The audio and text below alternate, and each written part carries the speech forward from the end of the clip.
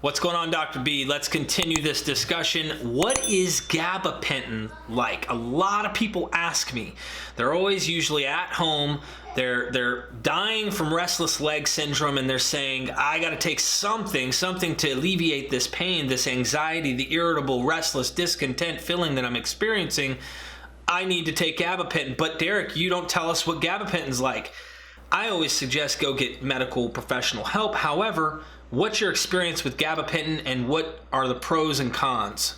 I think a good way for me to answer that is to tell you how I myself personally came into contact with gabapentin when I came into substance abuse and recovery. When I first started doing this kind of work, I was kind of working at a lot of detox homes and doing some of their medications. And I thought it was very odd. 20-year-olds, 21-year-olds, and nobody at that time, except myself, was using Suboxone. And they were putting people on a whole bunch of meds to keep them in detox. And I think a lot of places still do that. One of those meds that I came across all these young folks were on were gabapentin. And what I found striking immediately was these were what I thought were monster doses of gabapentin. 1,000, 2,000, 3,000 milligrams a day, and then people would be on it for extensive periods of time. Then the next thing and I thought that was very odd. The next thing I started to notice was people would just be coming in to my practice for gabapentin or running out of their medication early. And so I really started to look into this, because when I get a 25-year-old ask me for 3,000 milligrams of gabapentin, I would be like, that's kind of strange. What is my experience with gabapentin?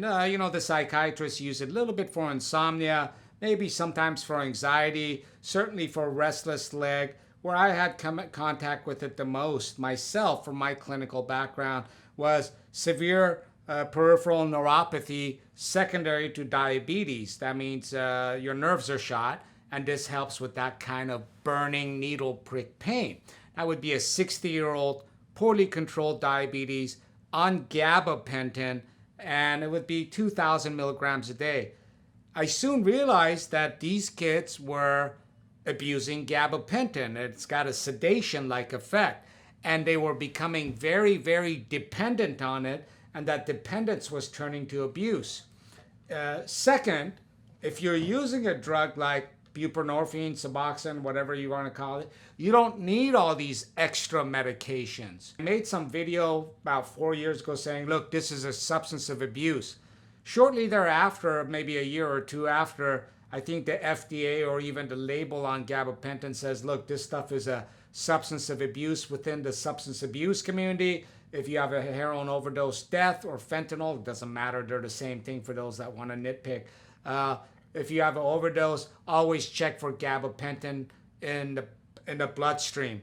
I feel so strongly about the unnecessariness of the need for gabapentin that I do not even prescribe it to anyone in my clinic. And if they come in, I taper them off it immediately. And it is a substance of abuse in the young substance abuse community. And that's how I feel about it. If the issue is restless leg, I like to give something like baclofen. It's a very benign, mild profiled medication with very, very low abuse potential. And I use it for, I just took a guy off Altram recently, and the only way he could do it was his baclofen. He took 3 of them at 20 milligrams a day, and it took care of everything. Spinal cord injuries, nobody has more spasticity, restless leg, and muscle spasm than someone who's a paraplegic or a quadriplegic. Well, these people have baclofen pumps in their back that's constantly given that to them 24/7. And again, it's a very safe, mild side effect profile, low abuse potential medication. Why would I give something like gabapentin to a young person? And by the way, it hits GABA receptors, obviously. There's a few different types, but in general, it's the same place where benzodiazepines hit, barbiturates hit, and alcohol hits. So you can go figure the abuse potential for this medication. Dr. B, so how long does withdrawal off of gabapentin last? Because I've been asked this question quite a few times. Derek, can you withdraw from gabapentin, which you clearly indicated here earlier, but also, like, what kind of effects does gabapentin, what do you see? What are some of the ill effects, the side effects of withdrawing off gabapentin? Is it similar to opiates in terms of the way of withdrawal, or? A lot of restlessness and anxiety is what I've seen. And insomnia. Restlessness, anxiety, insomnia are some of the things I've seen. But it's one of those things, if they're on a high enough dose, I do I'll take a month and bring it down by a couple of 100 milligrams every week. I'm kind of careful with that, getting people off that medication. You could potentially have a seizure if you really take someone off it too rapidly, although I haven't heard of it or seen it often.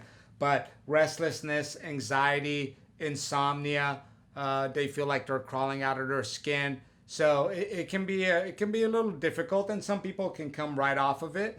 But those are potential withdrawals. So I always take my time and do a month or 2 months withdrawal depending on the dose they're on.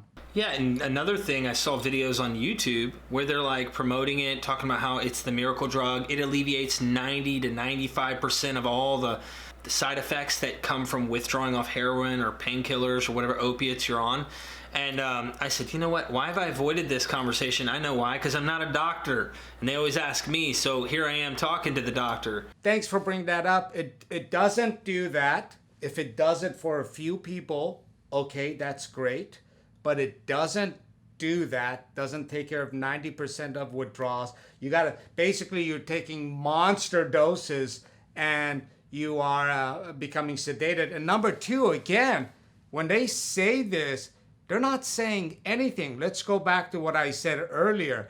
A monkey could get you clean. I'll throw you in a jail cell and lock you up. What are you telling me? Because relapse from after coming off of opiates, there's physiological parameters that I can measure out to 6 months out, including EKG changes, hormonal changes, heart rate changes, blood pressure changes, EEG changes in your brain. So relapse. Okay. So let's say if I say I'm gonna stop heroin today. Okay, and I'm gonna use gabapentin because for me that stuff works amazingly to deal with my immediate opiate withdrawals. Listen to what you're saying now, and let's say that's true. Let's assume that's true for the sake of the argument.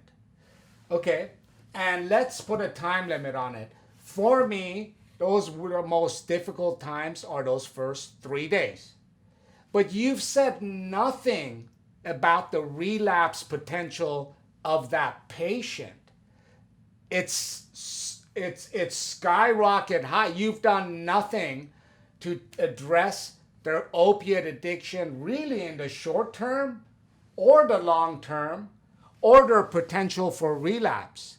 And so that's why you see these people making these choices on their own, endangering themselves with some of these medications and going from one thing to another and continuously relapsing. It means nothing when you come and tell me this is, it's like those rehabs that say we have a 95% completion rate or detoxes. What does that mean?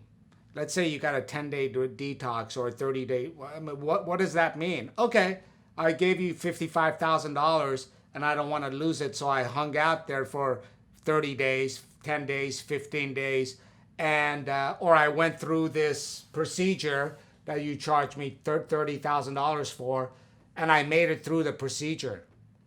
What does that? That means nothing. Zero. You basically made me feel a little bit better during the acute, most painful phase of withdrawals.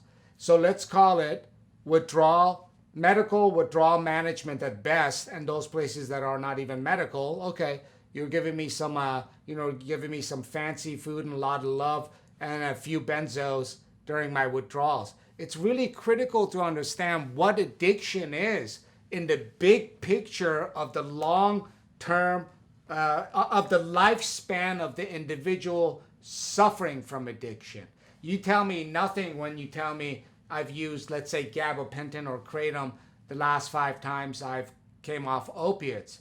Okay, where are you at right now? Again, that one person out there that it may have worked for, that's not who I'm talking about, and you're not convincing me of anything by writing back. I am looking at big data and then applying it to my daily clinical outcomes. And I can almost sit there and predict, and I tell my patients, well, this is pretty much what's going to happen to you. And it happens every time, when they kind of go these routes, and then they eventually come back sicker, more broke, more problems. So that's my thought on gabapentin. It's like, no, it's not the wonder-all, cure-all. In fact, it's not even that great. I'd go into detoxes and I'd see like 6 people just dozing off. And I'm like, what the heck's going on here? And I'm looking at their med reconciliation sheets or whatever. And they got some benzos on board, and they got some gabapentin on board, and they got a few other things, some barbiturates. And that's my thoughts on gabapentin. It's dangerous, and there's a potential for abuse. Thank you, Dr. B, for that. And ladies and gentlemen, if you have any questions pertaining to gabapentin, or you have any ideas, questions I didn't ask, your personal subjective experience with it, whether it worked for you or didn't, I love to hear those comments. I mean, I say it all the time. I'll continue to say it. That might work for you.